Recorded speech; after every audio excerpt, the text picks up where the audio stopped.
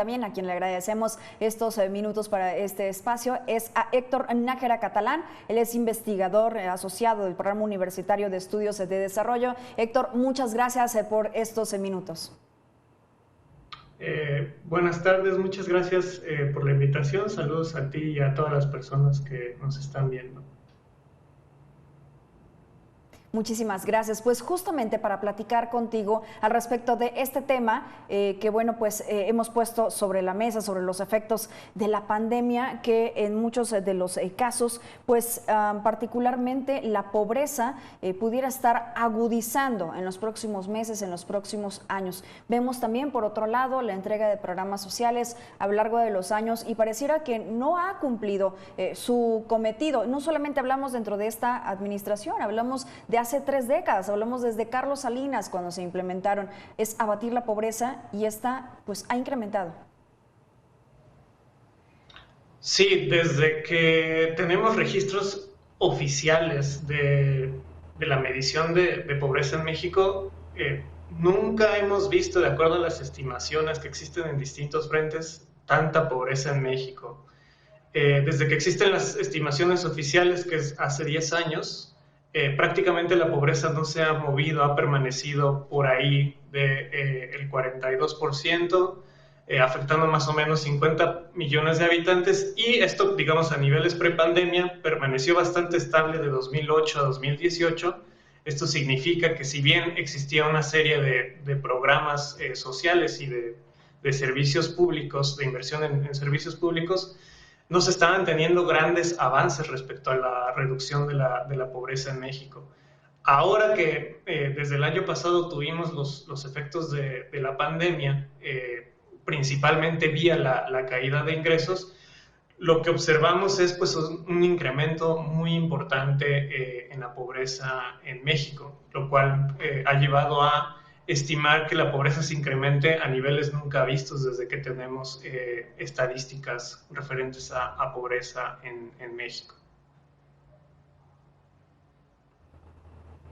¿Por qué ha pasado lo contrario, Héctor? Es decir, ¿por qué ahora hay más beneficiarios en los programas sociales? Incluso se incrementó el monto que se les entrega, pero vemos que a la gente le alcanza cada vez menos para adquirir una canasta alimentaria. Es decir, ayúdanos a entender por qué ocurre este fenómeno.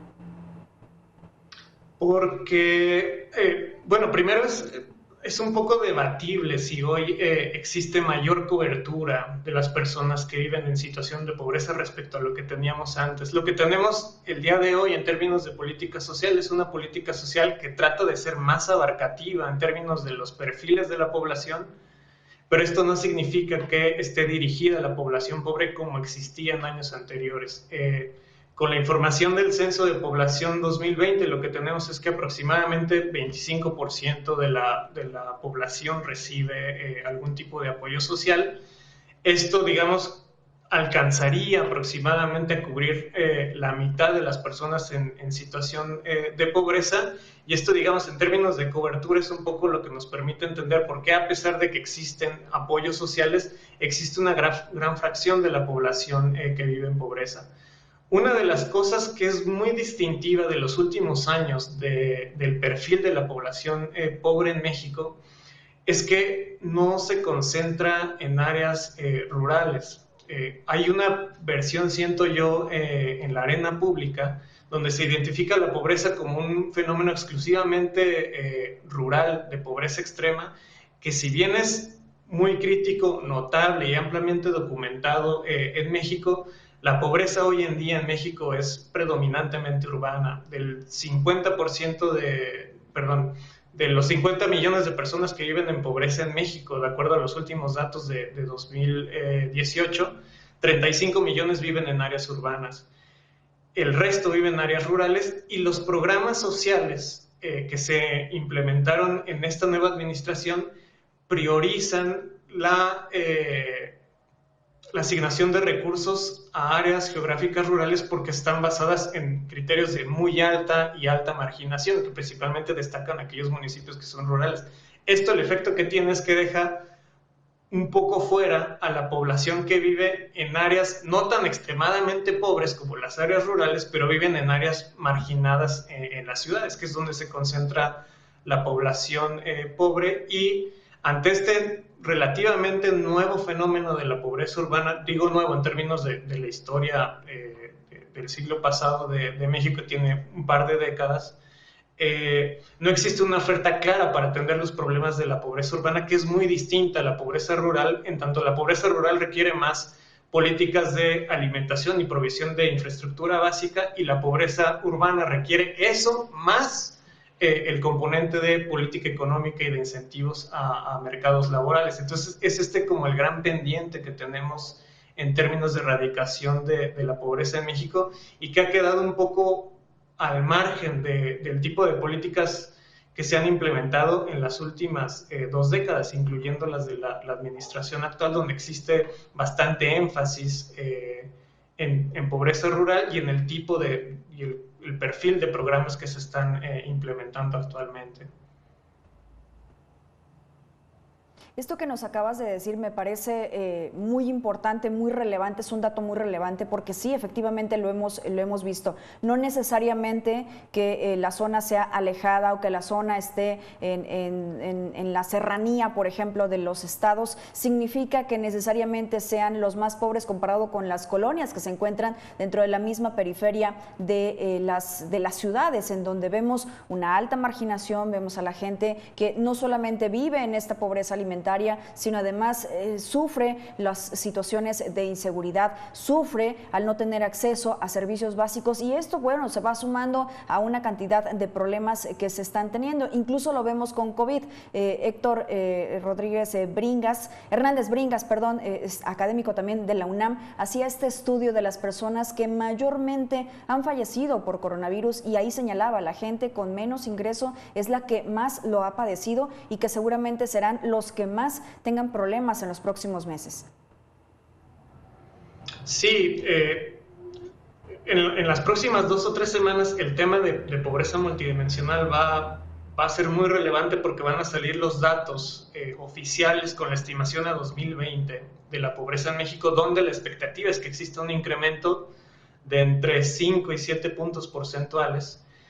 Y lo que es muy notorio de los distintos estudios que se han hecho de los efectos de la pandemia sobre la población pobre es que, primero, el efecto es mucho más fuerte en las ciudades que en áreas rurales.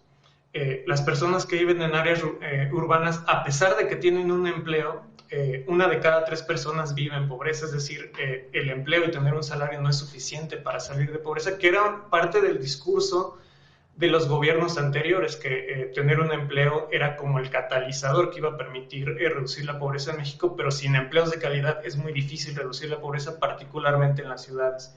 Y con la pandemia lo que hemos visto es que, digamos, tenemos este efecto principalmente sobre ingreso y sobre seguridad social en áreas urbanas, sí, también en áreas rurales, pero también tenemos un efecto de profundización de la pobreza, es decir, las personas que ya vivían en pobreza ahora se encuentran en una situación más crítica.